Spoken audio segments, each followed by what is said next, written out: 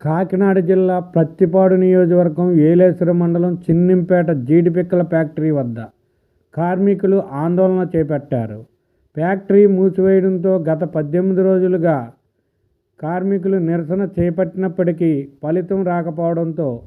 నేడు పవన్ కళ్యాణ్ పర్యటన కారణంగా రోడ్డుపై ఉండి తమ సమస్యలను పరిష్కరించాలని కోరుతూ వినతిపత్రం అందజేసిన కార్మికులు సమయం లేకపోవడంతో వినతిపత్రం అందుకుని అభివాదం చేసుకుంటూ వెళ్లిన డిప్యూటీ సీఎం పవన్ కళ్యాణ్